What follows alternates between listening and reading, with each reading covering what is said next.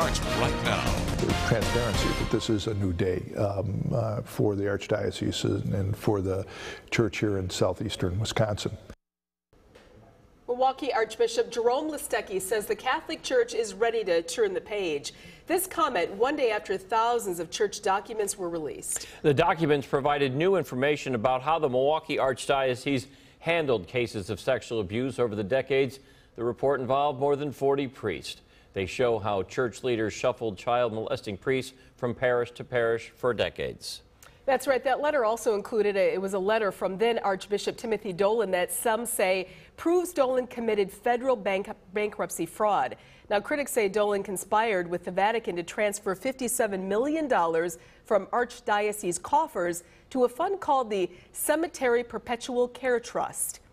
Well, now the current Archbishop Jerome Listecki is responding to the release of these church documents. Fox 6's Mike Lowe sat down with the Archbishop, and Mike joins us live from Cathedral Square. Mike, let me ask you this. Where was the Archbishop yesterday?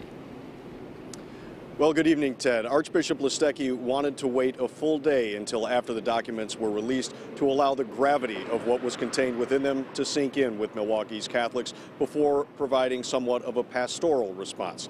Now, today we asked him about some of the documents that show both he and his immediate predecessor, Cardinal Timothy Dolan of New York, when he was the Archbishop of Milwaukee, attempted repeatedly to have predator priests removed.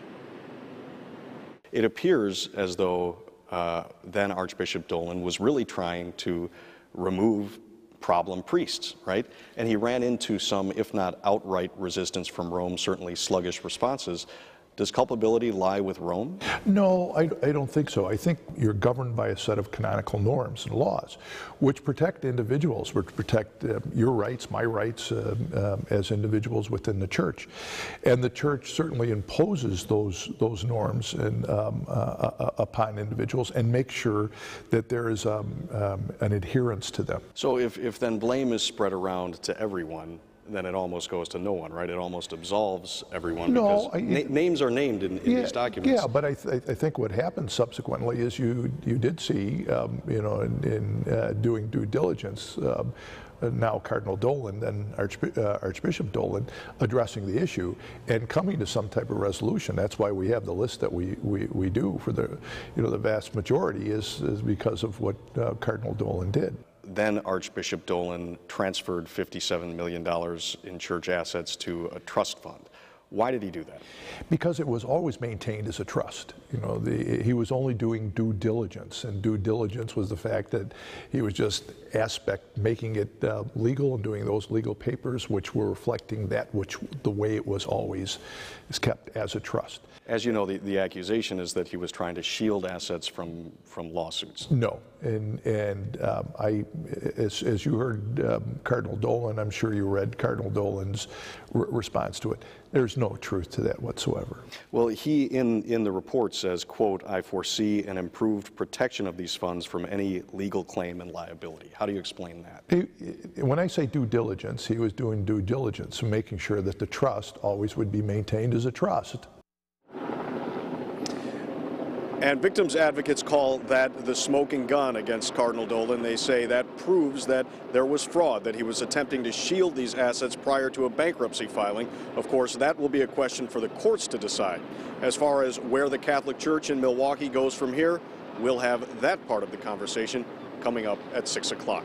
For now, reporting live in Cathedral Square in downtown Milwaukee, Mike Lowe, Fox 6 News. He does seem to let the Vatican off the hook a little bit, because you and I both read the same documents where there was one priest that they wanted to get rid of, and they came back and said, well, you know, he said nobody that he was involved with was a minor. Can't we come up with another avenue to punish him? And this went back and forth for a while.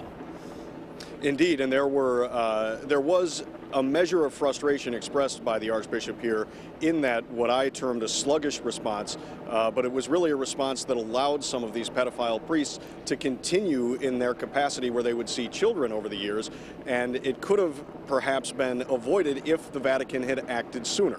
There was one case with Father Wagner, Father John Wagner, we discussed yesterday, Ted, you and I, in which it took a full year after Cardinal Dolan expressly said that priest ought to be removed from the priesthood. It took a full year for the Vatican just to respond and say they needed more information.